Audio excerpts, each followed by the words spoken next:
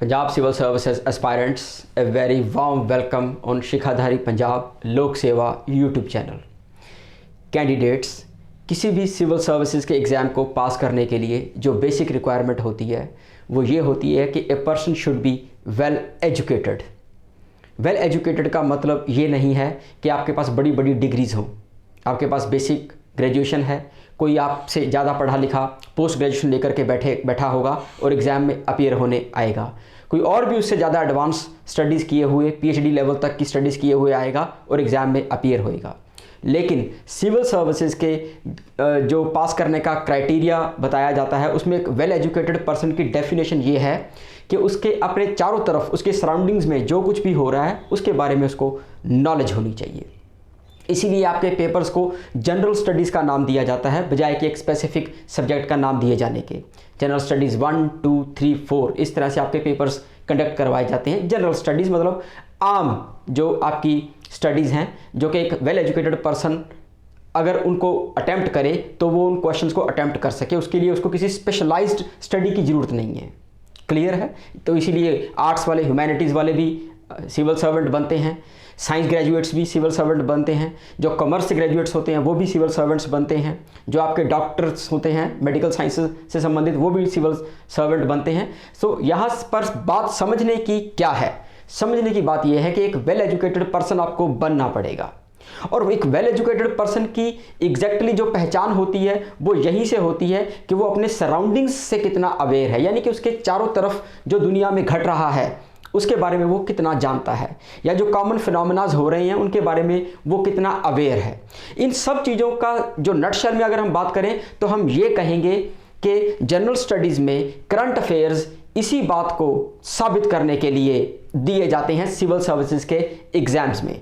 और आज का जो क्राइटेरिया चल रहा है सिविल सर्विसेज के जो एग्ज़ाम्स कंडक्ट किए जा रहे हैं वहाँ पर 25 to 30% जो पेपर का कवरेज है वो करंट अफेयर्स से लिया जा रहा है। क्लियर है? पंजाब सिविल सर्विसेज का आप पिछला एग्जाम देखें 2020 का, यूपीएससी की तर्ज के ऊपर वो चल रहे हैं लोग और 20% प्लस उन्होंने करंट अफेयर्स को सेट किया। इस बार भी 20% से लेकर के 30% तक जो पेपर है वो करंट अफेयर्स से कवर किया जाएगा। इस बार आपको पता है सीसेट क्वालिफाई है तो यानी कि जनरल स्टडीज़ के ऊपर ही पूरा का पूरा दामोदार आएगा, जोर आएगा। जितना ज़्यादा कैंडिडेट्स इसमें टफ कंपटीशन देंगे वही सरवाइव करेंगे, आपका मेंस एग्जाम के लिए क्वालिफाई करेंगे। स्टूडेंट्स यहाँ पर आप मान के चलिए कि अगर 100 क्वेश्चंस आपको दिए जा रहे हैं तो उसमें से जो 70 क्वेश्चंस कैंडिडेट करेक्ट कर जाएगा। देखिए मैं ये क्वेश्चन का जो बता रहा हूँ 70 क्वेश्चंस मैं उन लोगों के लिए बता रहा हूँ कि वो आकर के एग्जाम देने के बाद आकर के सो जाएं कि जी अब हमें कोई दिक्कत नहीं है, हम लोग इन हो गए हैं मेंस के लिए और अब हम 2, 4, 5 दिन हफ्ता जो हमने कड़ी मेहनत करी है उसके बाद हम 2-4 दिन इसको रिलैक्स में रखेंगे। यानी कि आप श्योर शॉट हो जाएंगे कि जी अब आपको पीछे देखने की ज़रूरत नहीं है। इन 70 सवालों में आप मान के चलिए कि 20 से 30 सवाल, मैं तो कहूँगा अलबत्ता 25 सवाल आप एवरेज बना के चलिए। 25 questions out of these 70 questions जो आप ठीक करके आएंगे अगर वो करंट अफेयर्स के होते हैं ठीक, तो आप देखिए कि current affairs out of 70 questions कितना बड़ा रोल प्ले करके जा रहे हैं। अगर आप 100 में से देखेंगे तो 25% बना, 70 में से देखेंगे तो ये 25% से भी कहीं ज़्यादा चला गया है जो इसका रेशो है। तो कैंडिडेट्स यहाँ से आपको करंट अफेयर्स की इंपॉर्टेंस का पता लग रहा है कि करंट अफेयर्स पर फोकस करना कितना इंपॉर्टेंट है। प्रॉब्लम यहाँ पर नहीं है, हर किसी को पता होगा कि करंट अफेयर्स इंपॉर्टेंट अपना रोल देंगे पंजाब सिविल सर्विसेज के प्री एग्जाम में। क्वेश्चन है कि अब इसको तैयार कैसे करें। देखिए मैं आपको बताता हूँ, आपको किसी भी तरह का कोई पैनिक क्रिएट करने की जरूरत नहीं है कि मैं यहाँ से भी पढ़ लूँ, मैं वहाँ से भी पढ़ लूँ, मैं ये भी देख लूँ, मैं वो भी देख लूँ। ऐसा कुछ नहीं होता।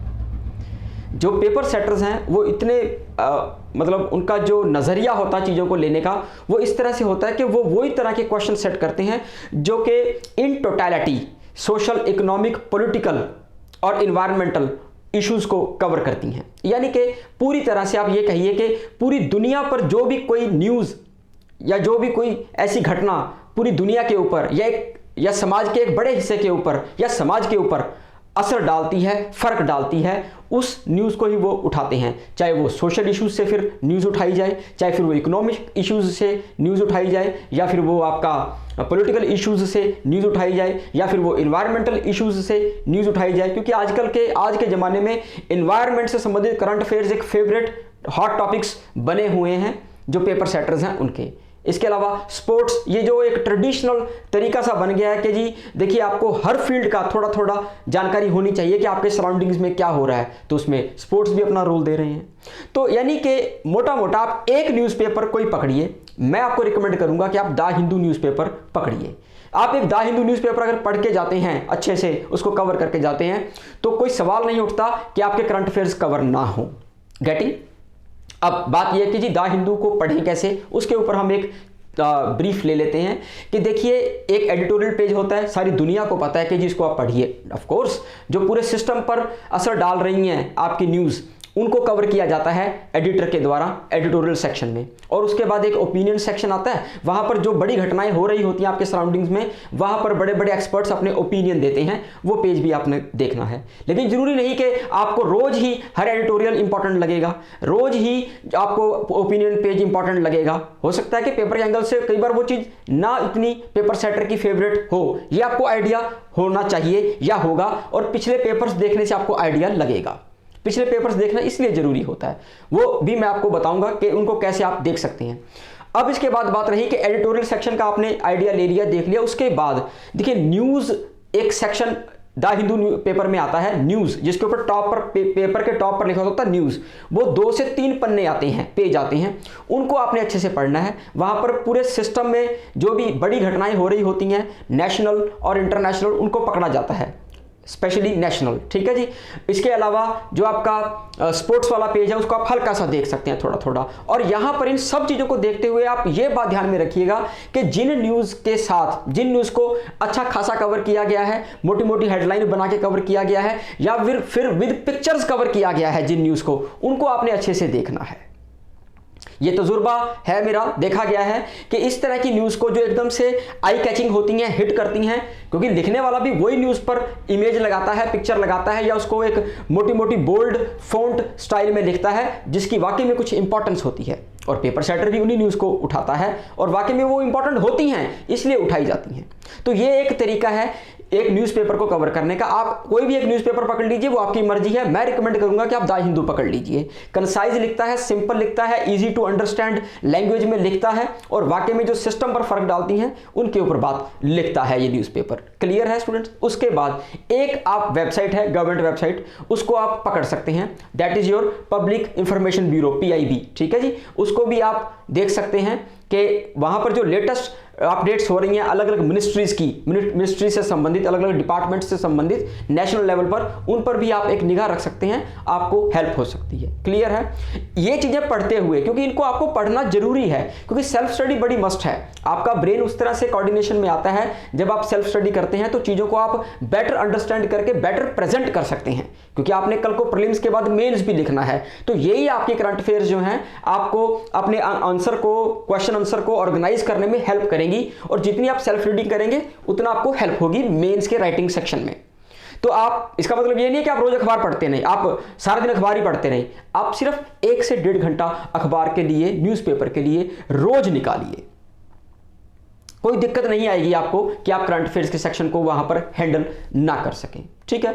उसके बाद कोई भी आप एक मैगजीन पकड़ सकते हैं। अगर ये दोनों चीजें आपने करनी शुरू कर दी और आप डिसिप्लिन्ड वे में इसको कंसिस्टेंटली, यानी कि रेगुलरली इसको कर रहे हैं, पढ़ रहे हैं, तो थोड़े दिनों के बाद आप, जब पेपर का 1 महीना या 2 महीने रह गए, तो आप कोई भी एक ऐसी मैगजीन जो कि 6 मंथ को कवर कर रही है या फिर मंथली भी कवर कर रही है, तो आप पिछले 6 महीने का करंट अफेयर उठा के और उसको देख सकते हैं जो सिविल सर्विसेज के एंगल से तैयार किया हुआ हो। लेकिन ये जरूरत तब पड़ेगी जब आपको लगता है कि भाई मैंने करंट अफेयर्स को अपना बेस बनाना है सिलेक्शन के लिए, यानी कि मेरा कोई सेक्शन वीक है जी, मेरा कोई सेक्शन वीक है, मेरा कोई सेक्शन वीक है, लेकिन करंट अफेयर्स को मैंने जाने नहीं देना।